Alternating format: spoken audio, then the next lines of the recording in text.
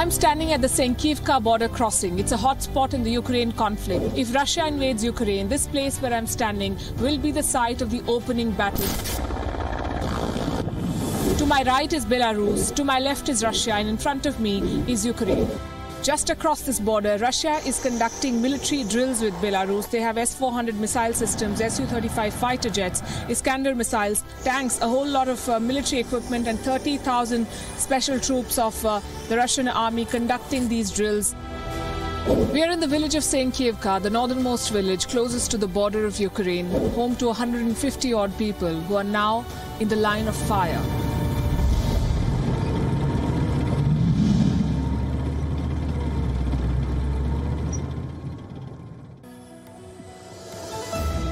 Protests by truckers against vaccine mandates intensify in Canada, expanding to other nations amid issues about carbon taxes and other legislation. This as a second major US-Canada border crossing was blocked by anti-vaccine protesters. World sport has been rocked by another doping cover-up by Russia. The Russian anti-doping agency allowed 15-year-old skater Kamila Valieva to compete at the Olympics despite testing positive on December 25th. The IOC has launched an urgent appeal at the Court of Arbitration for Sport. London Police Chief Cressida Dick resigns after facing multiple scandals undermining confidence in her ability to deal with issues within the force. The Metropolitan Police has been battling revelations of a culture of bullying, misogyny, and discrimination. Harvard University is being sued by 3 students in the anthropology department, claiming that the university failed to protect students from sexual abuse by a professor. Australia revises its vaccination guidelines to include boosters. Residents will now need to receive booster shots to be considered fully vaccinated against COVID-19. The rules for foreign travelers remain unchanged for now. We know that there will be more variants of concern, and so we're not at the end of the pandemic. The World Health Organization's chief scientist, Soumya Swaminathan, warns that the pandemic is not over yet, adding that there was still the possibility of more coronavirus variants. The people of Iran celebrated the 43rd anniversary of the Islamic Revolution, which toppled the US-backed Shah Mohammad Reza Pahlavi. Vehicles were paraded on the streets, while some set fire to US flags. All this with the backdrop of talks to revive the 2015 nuclear deal. Italy's Mount Etna, Europe's highest and most active volcano, erupted in spectacular fashion, sending plumes of smoke some 8 kilometers high from a southeast crater following a brief eruption. NBA star James Harden has joined the Philadelphia 76ers from the Brooklyn Nets in a blockbuster trade deal. The trade breaks up the Brooklyn Nets' big three of Harden, Kevin Durant, and Kyrie Irving, who failed in their quest for a championship last season. The deal will also see 3-time All-Star Ben Simmons move from the 76ers to the Nets.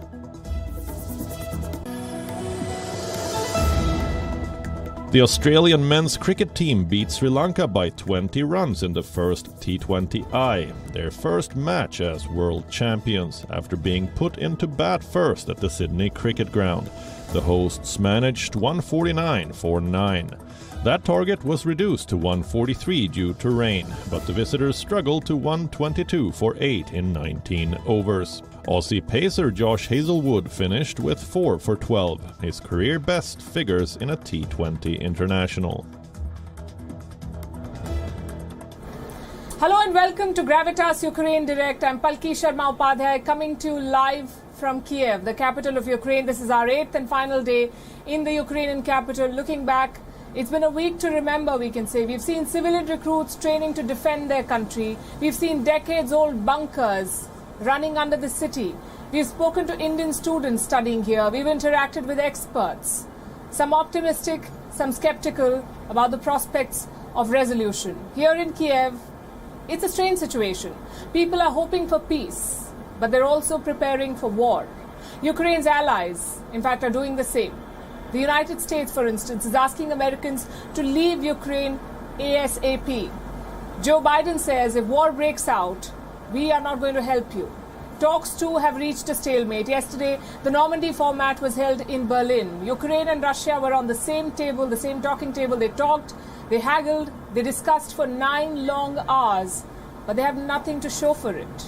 No consensus, no joint statement, no breakthrough. Each failed diplomatic engagement brings Ukraine one step closer to war. You can feel that tension in the air here in Kyiv. So imagine what it would be like at the border. Mere yards away from Russia and Belarus. That's the border we're talking about. That's where we went today, the border checkpost of Senkivka, Ukraine's first line of defense against the Russian troops in Belarus. If Senkivka falls, it's a highway to Kyiv. So what is Ukraine doing to firm up its gates? Our next report tells you.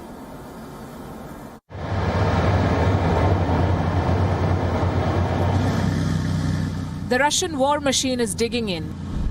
No trenches or half measures. This is a full-blooded deployment.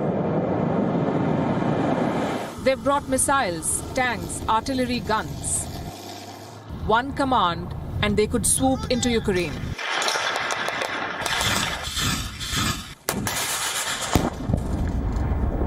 All that firepower is deployed along this belt, the border between Ukraine and Belarus. Around 1,000 kilometers long, and right now, a powder keg. Dotting this border are a number of checkposts. On normal days, they service trucks and containers. Today, they're on the lookout for tanks. We are traveling to one such border post, Senkivka. I'm standing at the Senkivka border crossing. It's a hot spot in the Ukraine conflict. If Russia invades Ukraine, this place where I'm standing will be the site of the opening battle because this checkpoint straddles 3 borders. To my right is Belarus, to my left is Russia, and in front of me is Ukraine. This tri-junction is where 3 cultures meet: Russian, Ukrainian, and Belarusian. In 1975, that bond was sealed in steel. A monument was erected for the 3 Soviet sisters, a monument of friendship. Every year, this bond is celebrated with festivities. Will they happen this year? That depends on what happens beyond these barbed wires. A few border guards have accompanied us here, to the gates of Ukraine. Beyond them is Russia. I'm standing at Ukraine's border with Russia. Behind me you see Russian territory. On the other side of this border, we know that Russia is conducting military drills with Belarus. They have S-400 missile systems, Su-35 fighter jets, Iskander missiles, tanks, and about 30,000 troops of the Russian army. Their defense minister, the right-hand man of Vladimir Putin, is in Belarus to oversee these military drills. On this side of the border, though, on the Ukrainian side, you do not see that kind of military build-up. You see vast stretches of snow in the countryside. But the guards here say that they're prepared for whatever comes their way. A former defense minister of Ukraine has said that the 600-mile-long border that Ukraine shares with Belarus is a high-risk zone. This is tricky terrain, a cloggy mix of snow and mud. You would think it's a nightmare to fight here, and you would be wrong. The Russians love frozen battlegrounds. The colder, the better. For us, though, cold isn't the only worry. The border guards have an ominous warning. Below this thick layer of snow are landmines. Stepping on them could be the last thing you do.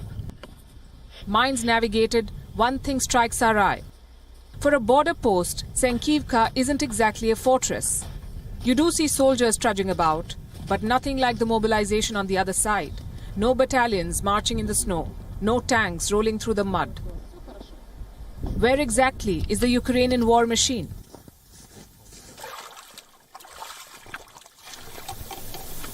Perhaps in Donbass. Ukrainian tanks and troops are majorly deployed in the east. Strategically, it is a worry.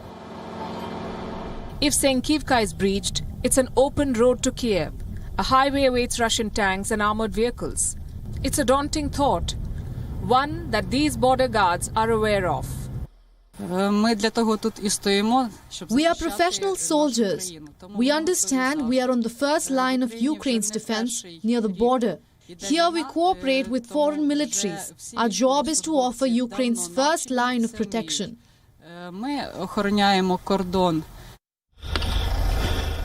Equally stark are these cargo trucks.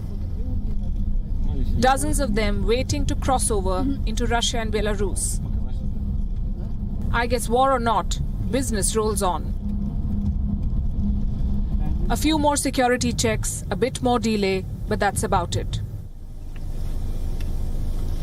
From Senkivka, these trucks have a long journey to make all the way down to Turkey and Moldova.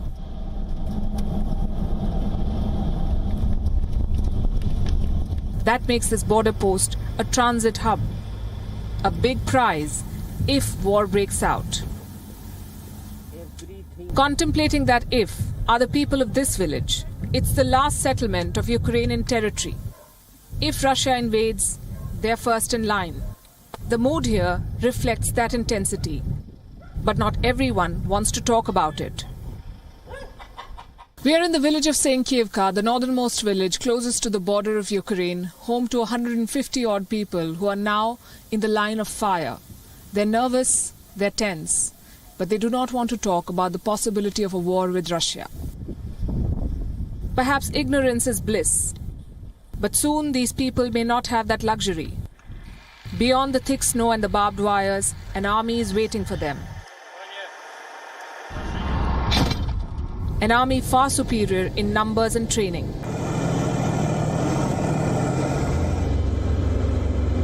If they attack, chances are Senkivka will fall. It will lose its calm and quiet resolve. But that's still in the future. For now, this town is a living monument to something already lost. The sisterhood between three Soviet peoples.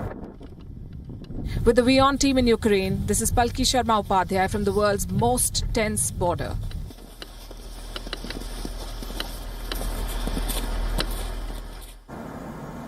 Our week ends the way it started, on the brink of war.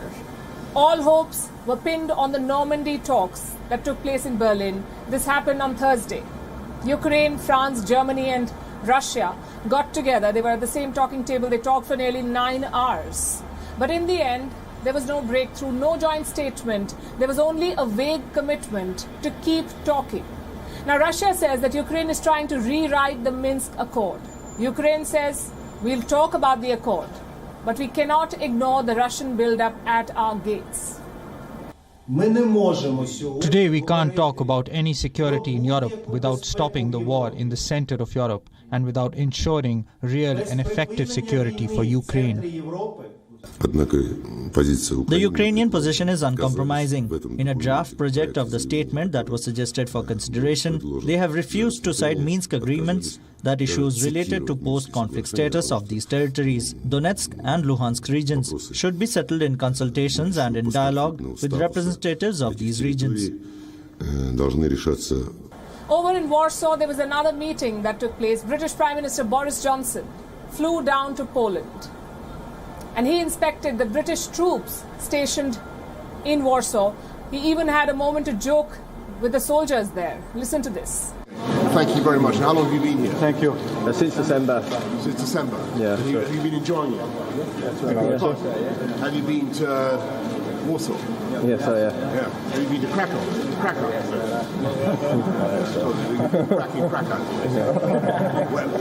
But according to Mateusz, the Polish Prime Minister, you're all behaving yourselves very well. Yeah, better than well. Better than well. Fantastic. So thank you very much for what you're doing. Good to see the soldiers in high spirits, but don't mistake that for complacency, because they know that the Russian threat is real, it is serious, and it continues to grow by the day. Boris Johnson himself realizes this. In Warsaw, he warned of bloodshed if Russia were to invade. He also had a message for Vladimir Putin. If you don't want NATO at your borders, this is the wrong strategy to get there. Were Russia to be so foolish to make the catastrophic mistake of invading any part of Ukraine, the Ukrainian army, which themselves number about 200,000, maybe 150,000 in reserve, they will fight. And there will be bloodshed. And I think everybody in Russia must understand that. I think Putin, the Kremlin, should understand that if they want less NATO on their western borders, as it were, this is entirely the wrong way to go about it. Well, Boris Johnson is not wrong about the bloodshed. These satellite pictures should give you an idea of what we're talking about. In Crimea, big reinforcements are arriving. Around 550 troop tents and hundreds of vehicles have been spotted. Reports say 10,000 Russian soldiers are camping in Crimea. In Belarus, it's even bigger. Helicopters, military vehicles and soldiers have been spotted at the Zabrovka airfield. That's less than 25 kilometers from the Ukrainian border. How is the other side responding? Well, Ukraine's 10-day drills are going strong. On Thursday, they received a new shipment of American weapons. What kind of shipments? They include javelins, grenades, and other defense equipment. But Russia still has the advantage in this game. They've planned this build-up perfectly. Their first deployments were in November and December, months ago. This was focused on eastern Ukraine. In January, the focus turned to Belarus in the north. The next theater is the Black Sea. 6 warships have already arrived there, 6 Russian warships. Ukraine says navigation has become, quote-unquote, impossible thanks to these deployments. Now, the worry is a naval blockade. If Russia can cut off access to the Black Sea, it would be a huge blow to Ukraine's allies. So NATO is trying to play catch-up with the Russians here. In Romania, more US soldiers are arriving by the day. They have been deployed to a port on the Black Sea. But that's as far as Joe Biden is going here. He will not deploy American soldiers to Ukraine under any scenario. That's what Washington has made clear, not even to evacuate US citizens. What scenarios would you put American troops to rescue and get Americans out? There's not. That's a world war. When Americans and Russians start shooting at one another, we're in a very different world than we've ever been in. So what is Joe Biden's plan? What will Americans in Ukraine do if Russia invades? Well, Biden says, don't wait around for that. The U.S. State Department has issued a new advisory for Americans living in Ukraine, American citizens. Leave as soon as you can. That is the gist of the latest U.S. advisory. And just to be clear, Biden's European partners have not issued any such advisory. They've asked their citizens to reconsider coming here, but they're not asking those who are already here to leave. And this could be a huge blow to Ukraine's morale. They are preparing to defend their homeland. And their foremost ally, America, is asking its people to evacuate. So the Normandy talks have failed. The Russian military has surrounded Ukraine from all sides. America has refused to deploy its troops. And American citizens have been asked to leave as soon as they can. Where is all of this heading? Let's bring you updates from the capitals which are shaping this conflict. Joining us are my colleagues, WION correspondents from 3 cities.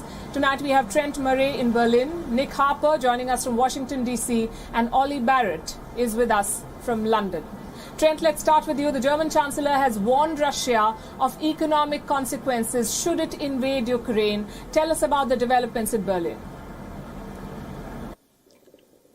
Well, the German government has been playing a very active role in trying to defuse these tensions on the Ukrainian border. They joined the French in hosting talks between the Russian and Ukrainian representatives, trying to find a way through all of this.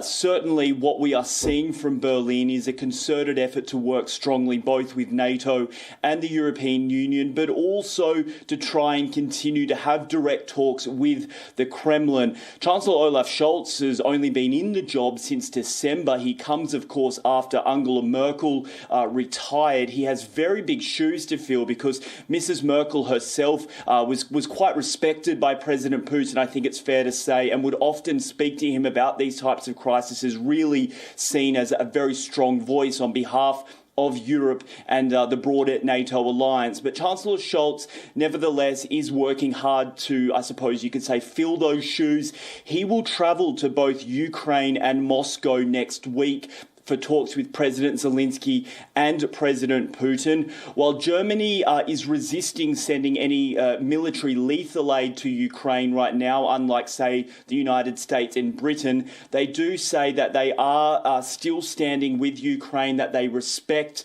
obviously, the sovereignty and territorial integrity of that country.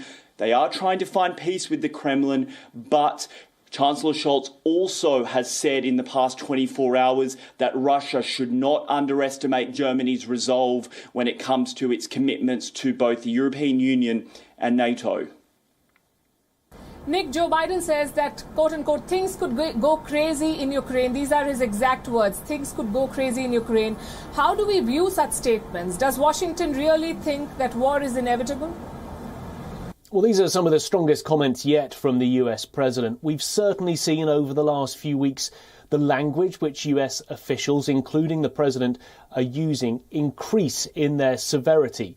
The fact that President Biden, when asked about the situation in an interview, said that things could go crazy quickly suggests that the US is very concerned. He also said in that interview that it was time for US citizens, if they were still in Ukraine, to evacuate. He made it clear that the US would not be sending troops into Ukraine if an invasion happened to get those citizens out of the country. They have to do it under their own steam. So there is this warning from the president. There is this new advisory from the State Department telling citizens to leave. And there's also the US Secretary of State, Antony Blinken, saying that there could be an invasion any day. There has been this thinking that perhaps Russia would wait until after the Beijing Winter Olympics have taken place. They'll finish in a few weeks' time, so that he didn't anger his ally, Chinese President Xi Jinping. But Secretary Blinken, when he was asked about it, made it clear that the invasion could happen any day, that it could happen before the Winter Games have ended. So yes,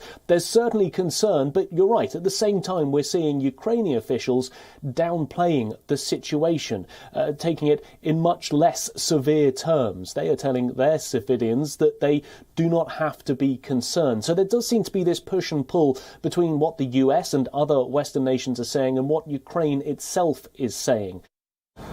Ollie, the Russian foreign minister has slammed UK's foreign secretary over what he calls inaccurate geographical information. Do you think that London will be able to make any sort of diplomatic breakthrough given the kind of responses it is getting from Moscow?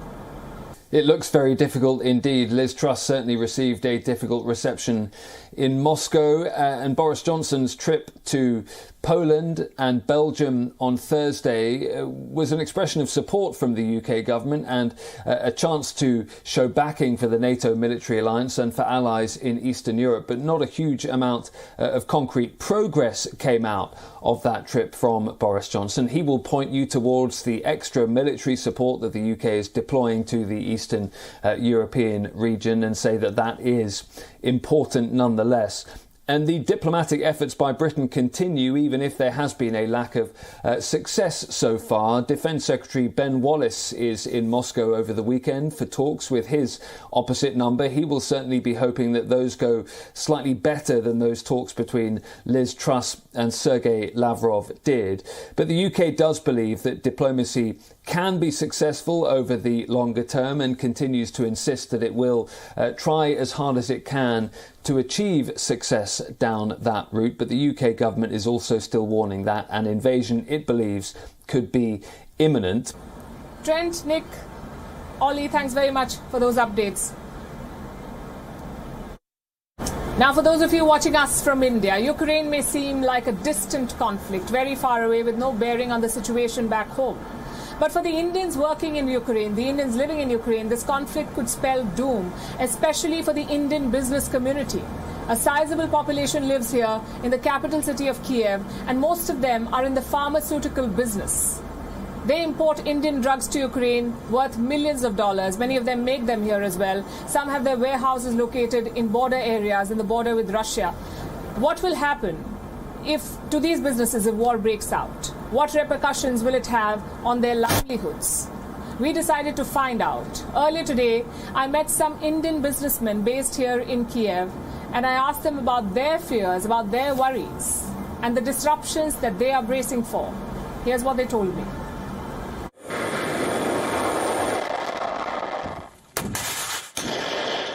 The conflict in Ukraine is at a turning point. Russian forces are closing in. Dangerous drills are underway in Belarus.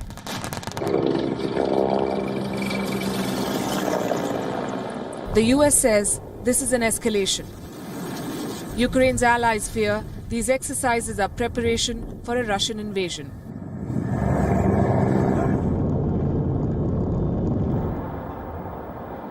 Not too far away from the Ukraine-Belarus border, the Indian business community is watching the events unfold. It's a small community, but an influential one, especially in the pharmaceutical business. Rajiv Gupta has seen it all, from the split of the Soviet Union in 1991 to the Orange Revolution in 2004 and the Russian annexation of Crimea in 2014. He's been in Kyiv throughout. Gupta runs one of the biggest pharmaceutical companies in Ukraine today. He admits the people are scared. If you frankly ask me, some kind of stress is there among the employees, among the colleagues, but directly at present no impact. Of course, we have conducted a kind of a webinars, some kind of training program for our people, how to tackle with the stress. If you ask direct impact, we have not seen yet. But indirect, yes, people are a little bit scared of. Some others are bracing for direct impact though. Sanjeev Bhagat runs another major pharma company in Ukraine. He says there's panic in the market. There will be supply disruptions. His company is working on a contingency plan. There is some panic in the market.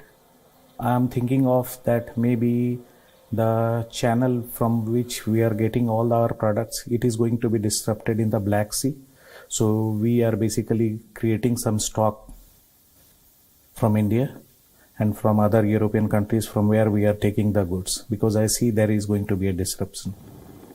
Even if war happens or doesn't happen, because you must be watching and you're seeing that Black Sea is already getting crowded and all our goods come through that channel only. Stability on Ukraine's borders is critical to business owners like these. Ukraine is a major importer of Indian pharmaceuticals. In 2019 alone, Ukraine imported $146 million worth of Indian drugs.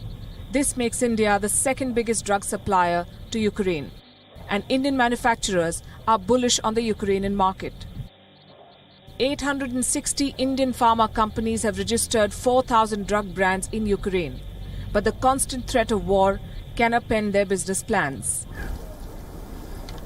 Their money is invested here. Most of their employees are Ukrainians. They need to send a message of solidarity while also firming up a plan B. If we move towards 2014, it was a little bit scary. But the whole revolution of 2014 was taken only in the city center.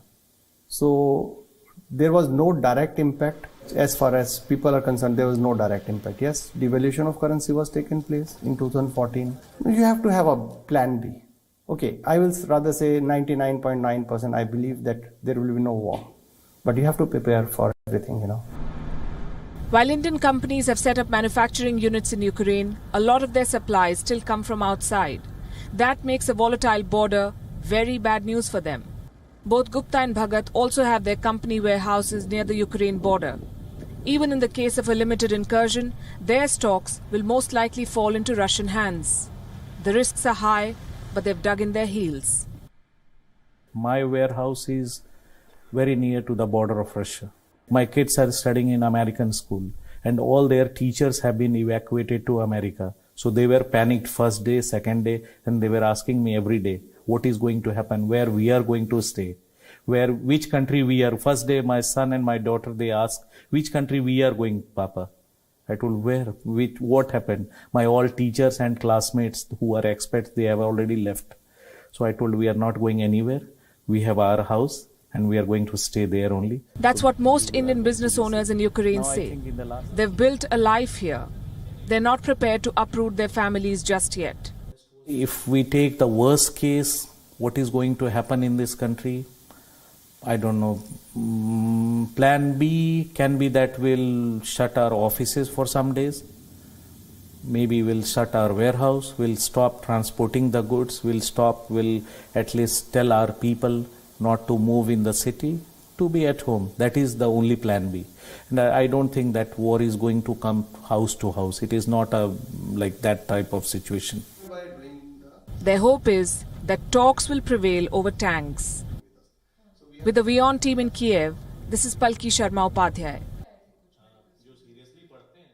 What happens if Russia invades Ukraine? Well, we've been telling you about the possible scenarios. We've compared troops, we've compared the numbers. We just walked you through the road that Russian troops may take if they were to come to Kyiv. And like we've been telling you, if Russia invades Ukraine, there will possibly be a war between Russia and the West. It's not just going to be a war between Russia and Ukraine. NATO will be involved, whether they like it or not, and so will the US in some way or the other. Over the last few weeks, the US has been deploying troops to Eastern European countries, positioning them at strategic locations. But not all European countries are happy with these developments. Some do not want to host American troops on their soil. And some others are changing long-standing policies to accommodate the rapidly changing geopolitical situation. Denmark is reversing a long-standing policy. Soon, the country will allow US troops on its soil. The situation in Ukraine is a very clear reminder that we cannot take our liberty, peace and security for granted. Denmark is one of America's closest allies in Europe. Both are NATO members. The two countries even fought together in Iraq. But after the Second World War, Denmark has never allowed foreign troops on its soil. It is now willing to make an exception. It is talking out a deal with the United States. Denmark says the deal is about defending shared values and strengthening US engagement in Europe. Denmark does not share a border with Russia, but its bases could be of great importance in troop movement. On the 9th of February, Slovakia too decided to allow US military to use two of its Air Force bases.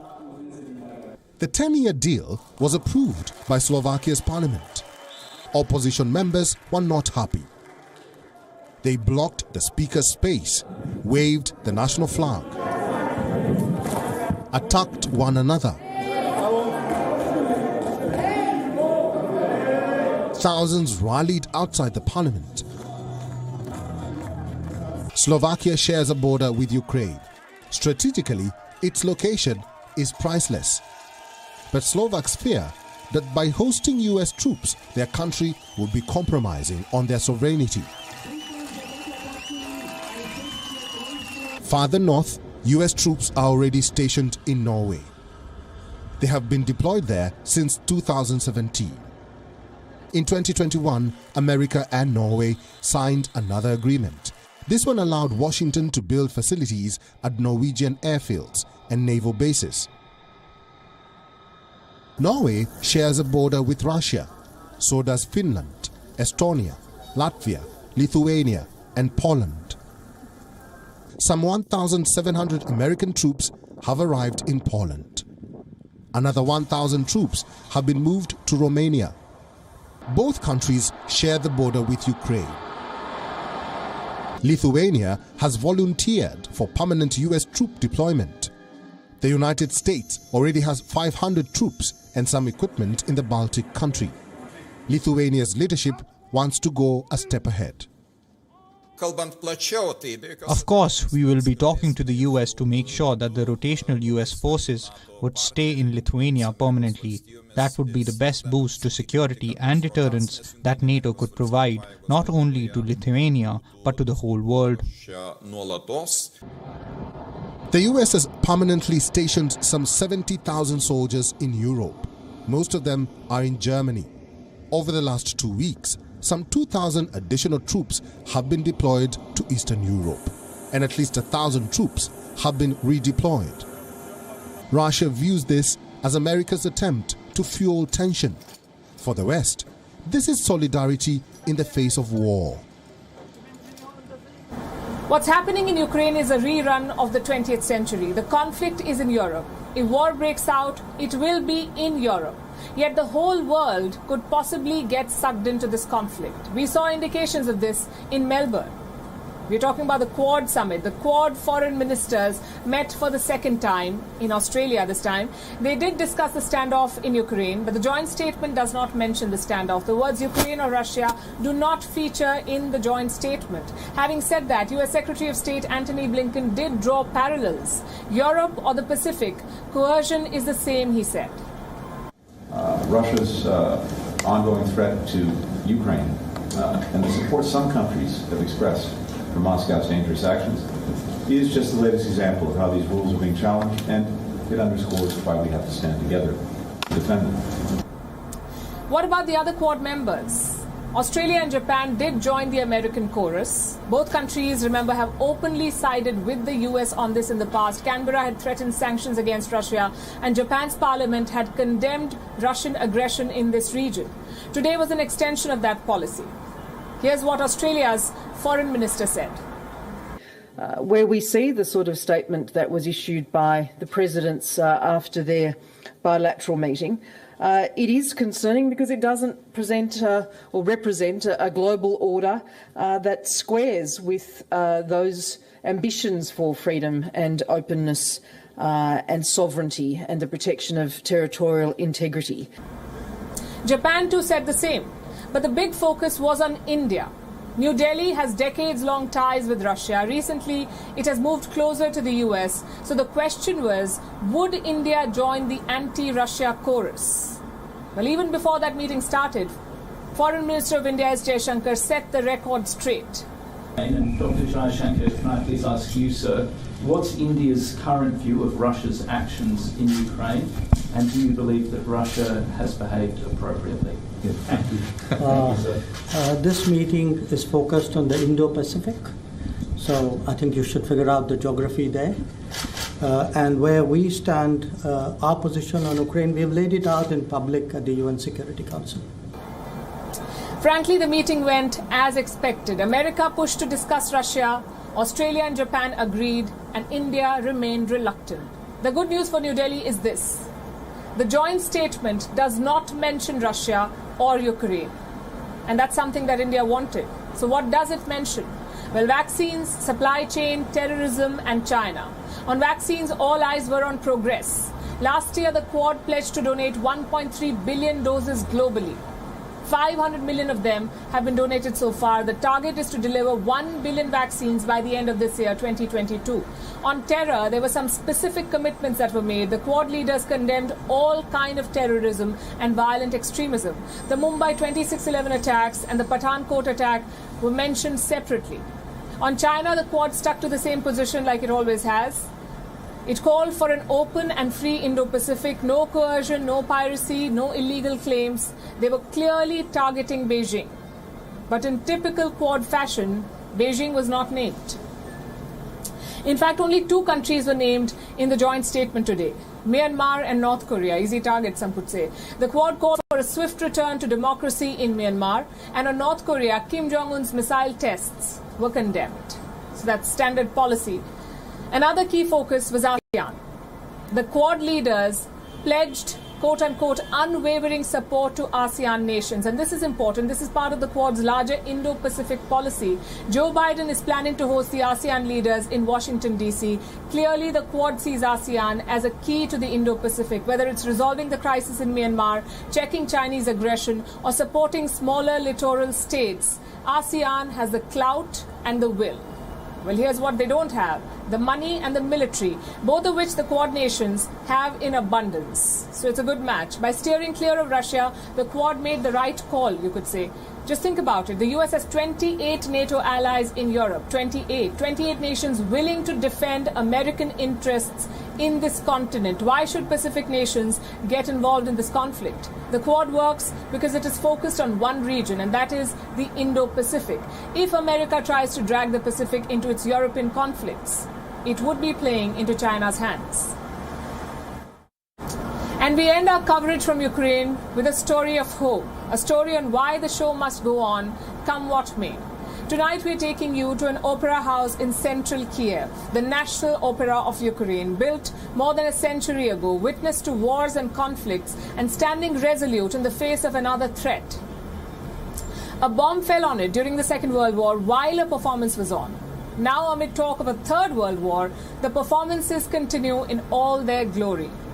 I went backstage to witness firsthand the kind of effort that they put in to transport the residents of Kyiv from their world of doomsday predictions and headlines to the magic of music and ballet.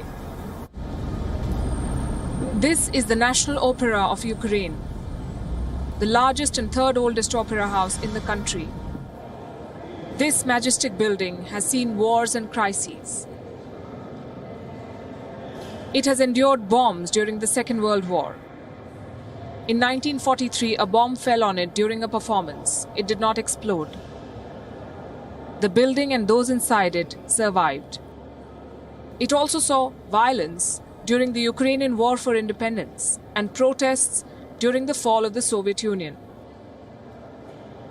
Today, it is witness to another crisis. Fears of a Russian invasion are growing. Troops have amassed at the Belarus border. They're waiting for Moscow's orders to strike. But for this opera house, the show must go on. The administrators give us a backstage tour and a quick history lesson to understand why this opera house is so special for Ukraine and how performances are brought to life under the spectre of war. Our first stop is the dressing room. Lined with exquisite costumes and robes, tailored to build the identity of each character. Next to it is a rehearsal room. We meet Katharina Mcluca, all of 18, an award-winning ballerina, hoping to forget the predictions of war as she practices her moves.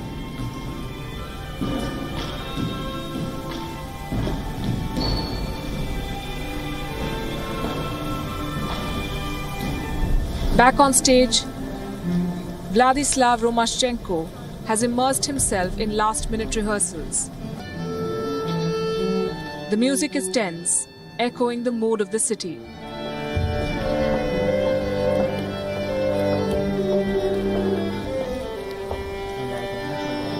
Seated nearby is an orchestra, training in rhythm and creating magic with their instruments.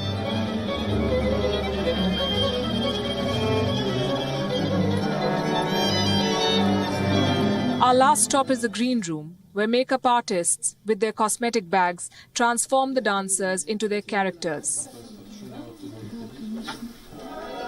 Back in the auditorium, the audience begins to arrive.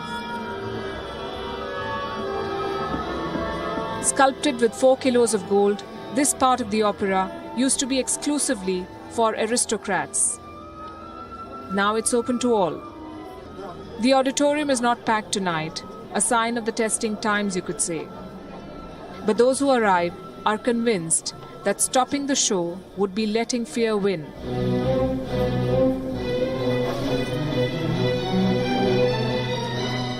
As the curtains go up, the spectators break into applause.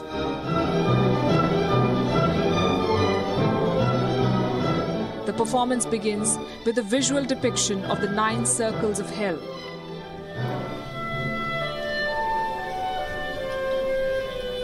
The most famous illustration from Dante's Inferno. The artists have captivated the audience. If war breaks out tomorrow, this performance could be their last. They're giving it their best. This opera is a metaphor for Ukraine, where people go about their lives as gracefully as these dancers, despite the threat of war. With the WION team in Kyiv, this is Palki Sharma Upadhyay.